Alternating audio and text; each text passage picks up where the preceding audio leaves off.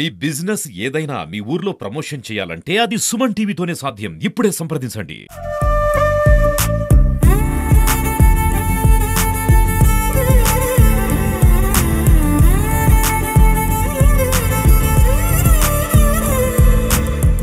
ఇప్పుడు మనం ఒక చారిత్రాత్మకమైన బ్రిడ్జ్ అని రోడ్ కమ్ రైల్వే బ్రిడ్జి దగ్గర ఉన్నాం. ఇటువంటి రోడ్ కమ్ రైల్వే బ్రిడ్జి మొత్తం ఆసియా ఖండంలోనే ఇది మూడవది అతి పెద్దది. ఆసియా ఖండంలోనే ఉన్న అతి పెద్ద బ్రిడ్జి అయిన ఈ బ్రిడ్జిని చూస్తే ప్రధానంగా తూర్పు పశ్చిమ గోదావరి జిల్లాల వాళ్ళకి ఒక రకమైన పులకింత వస్తుంది. ఎందుకంటే ఇది గోదావరి నది అమ్మ తల్లికి ఒక వడ్డాణంలా ఉంటుంది. ఇది అక్కడి నుంచి ఇక్కడికి చూసుకుంటే అది ఒక వడ్డాణంలా గోదావరి మాతగా ఉన్నట్టుగా ఈ యొక్క బ్రిడ్జి ఉంటుంది. గతంలో ఈ బ్రిడ్జి 50 సంవత్సరాల క్రితం లేనప్పుడైతే ఇక్కడ ఉన్న లాంచీల రేవు దగ్గర నుంచి కొవ్వూరు దగ్గర నుంచి లాంచీల రేవు వరకు కూడా పడవలతోటి లాంచీలతోటి ప్రయాణం చేసి రాజమండ్రి రావాల్సి వచ్చేది. అది వస్తువులు వచ్చినా లేకపోతే రవాణా చేసినా మనుషులు రావాల్సినా కూడా అలాగే వచ్చేది. మన టంగుటూరు ప్రకాశం పంతులు గారు కూడా 1800 దశకంలో కొవ్వూరు వచ్చి అక్కడి నుంచి పడవెక్కి రాజమండ్రి వచ్చిన సందర్భం ఉంది. కాబట్టి ఈ బ్రిడ్జి 50 సంవత్సరాల యొక్క తన చరిత్ర, తన యొక్క సేవల్ని ఈరోజు మనకి అందిస్తోంది. ఇంకా ఇటీవల కాలంలో కొంచెం దెబ్బతిన్నప్పటికీ కొన్ని ఈ రహదారుల శాఖ అయితే లేకపోతే రైల్వే శాఖ అయితే ఈ రెండింటికి లింక్ అయి ఉన్న బ్రిడ్జి కాబట్టి దీన్ని బాగు చేయాలంటే ఇటు రైల్వే వాళ్ళు యొక్క సపోర్టు కావాలి, వాళ్ళ ఆలోచనలు కావాలి.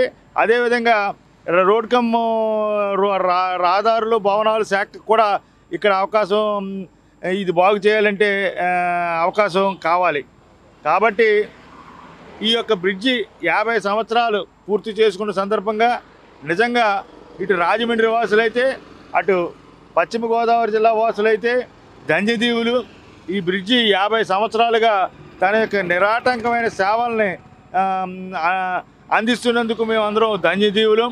అనేక మంది ఈ యొక్క స్వతంత్ర సమరోద్యమ పోరాటంలో శ్రద్ధానంద్ అనే ఒక ఆయన కొవ్వూరు నుంచి పడవలో వచ్చి ఇక్కడ స్వతంత్ర సమరోద్యమం గురించి ఆయన స్పీచ్లు ఇచ్చిన సందర్భం కూడా ఉంది. ఇలా ఒకటే కాదు రెండే కాదు, మనకున్న హెవాలాక్ బ్రిడ్జి ముందు హెవాలాక్ బ్రిడ్జి ఒకటే ఆ గోదావరి నుంచి గోదావరి వరకు ఉండేది. అది కూడా కేవలం రైళ్ళకి మాత్రమే ప్రయాణం ఉండేది. కానీ ఇది కొట్టిన తర్వాత కింద రైళ్ళ నుంచి పైన రోడ్డు మార్గం ద్వారా రోడ్ కమ్ రైల్వే బ్రిడ్జిగా దీని సేవల్ని వినియోగించుకుంటున్నాం. 50 సంవత్సరాలు అయిన సందర్భంగా ఈ యొక్క రోడ్ కమ్ రైల్వే బ్రిడ్జికి మేము రాజమండ్రి వాసులుగా కృతజ్ఞతలు తెలియజేసుకుంటున్నాం. ఖచ్చితంగా ఇటువంటి ఒక రోడ్ కమ్ బ్రిడ్జి కానీ మరో వంతెన కానీ దీనికి పక్కనే ఒకటి రావాల్సిన అవసరం ఎంతైనా ఉంది. భవిష్యత్ దృష్ట్యా దీన్ని ఏర్పాటు చేయవలసిన అవసరం ప్రభుత్వాలకు ఉంది. కాబట్టి దీన్ని దృష్టిలో పెట్టుకోవాల్సింది రాజమండ్రి వాసులుగా ఈ యొక్క 50 సంవత్సరాలు పూర్తయిన ఈ బ్రిడ్జి వినియోగించుకుంటున్న వ్యక్తులుగా మేము కోరుకుంటున్నాం. కొత్త బ్రిడ్జిని ప్రారంభించిన ఫక్రుద్దీన్ ఆలీ అహ్మద్ గారికి ముందుగా కృతజ్ఞతలు తెలుపుతూ ఆయన ఎక్కడున్నా సరే ఆయనకి మా ధన్యవాదాలు. మరి 72లో ప్రారంభించినటువంటి ఈ కొత్త బ్రిడ్జిని సుమారు 52 సంవత్సరాల అనంతరం ఇంకా మేము వినియోగించుకుంటూ మరి ఇంకా ఈ సేవలు అందిస్తున్నటువంటి ఈ కొత్త బ్రిడ్జికి మనం ఎంతైనా రాజమండ్రి కాదు దేశం మొత్తం మీద ప్రజలందరూ కూడా ఈ బ్రిడ్జికి రుణపడి ఉంటామని చెప్పి తెలియజేసుకుంటూ మరి నాకు పూర్వం నా చిన్నతనంలో మాకు పంటులు లాంచీలు ఉండేవి. ఇక కుమారి డైస్ కాడి నుంచి పంటి మీద లారీలు అలాగే వినియోగ వస్తువులు రైతులకు సంబంధించిన వస్తువులు కానీ స్కూటర్లు కానీ కార్లు కానీ అన్నీ కూడా ఇక్కడ నుంచి బొబ్బర్లంగా చేరవేసి అక్కడి నుంచి అమలాపురం కోనసీమ ఏరియాకి వెళ్తూ ఉండి మరి ఆ రోజు నుంచి ఈ రోజు వరకు మరి కొత్త బ్రిడ్జిని ప్రారంభించి 52 సంవత్సరాల అనంతరం మనకి ఇంకా సేవలు అందిస్తున్నందుకు ధన్యవాదాలు తెలుసుకుంటూ బ్రిడ్జికి యొక్క ప్రారంభించినటువంటి ప్రతి ఒక్క కార్మికుడికి ప్రతి ఒక్క ఇంజనీర్కి కూడా మనం రుణపడి ఉంటామని చెప్పి ఎందుకు తెలియజేస్తాం. ఈ Godavari rail bridge road bridge మనకి ఎన్నో సంవత్సరాల నుంచి దగ్గర 50 ఏళ్ళ ప్రయాణించి మనకి ఉపయోగపడింది. ఇది ఎంతో కనెక్ట్ చేసింది ఈస్ట్ వెస్ట్ గోదావరి. ఇప్పుడు ఆఫ్ కోర్స్ వెస్ట్ గోదావరిని ఈస్ట్ గోదావరి చేస్తారు ఇక్కడ కనెక్టింగ్ బ్రిడ్జ్ని. కానీ ఇది చేసిన సేవ ఇంత అంతా కాదు, కొంచెం వీక్ అయింది మెయింటెనెన్స్ వలన.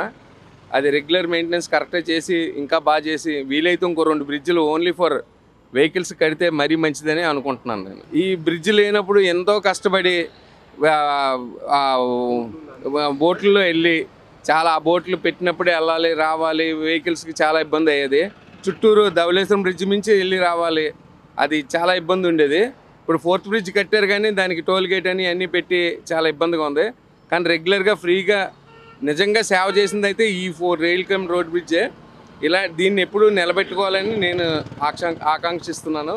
ప్లస్ అందరూ ఇంకో 2 వీలైతే ఇంకో 2 బ్రిడ్జ్లు ఇటు కూడా కడితే బాగున్నాను. ఆ ఫస్ట్ బ్రిడ్జ్కి కూడా ఏదైనా చేసి అట్లీస్ట్ ఆటోలు వెళ్ళేటట్టు అయినా సెట్ చేస్తే అది మీకు సగం క్యాపిటల్ తగ్గుతుంది, అది ప్లస్ ఉపయోగపడుతుంది అని నేను అనుకుంటున్నాను.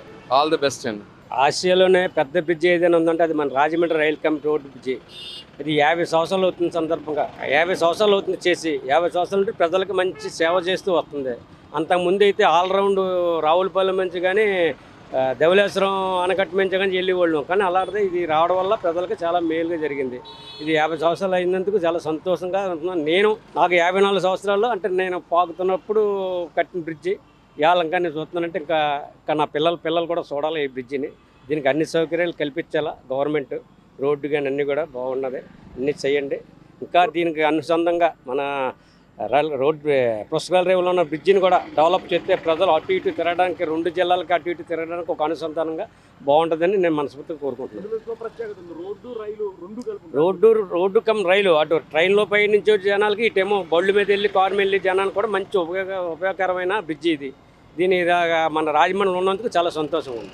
ఉమ్మడి తూర్పుగోదావరి జిల్లాకి మరి ఇవాళ 2 జిల్లాలు కలిపేశారు. మరి 2 జిల్లాలకి అనుసంధానంగా ఏర్పడినటువంటి కొత్త బ్రిడ్జిని ప్రారంభించి 50 సంవత్సరాల అనంతరం 52 సంవత్సరాల అనంతరం మరి ఇవాళ ఇంకా దీని సేవలు వినియోగించుకుంటున్నాం.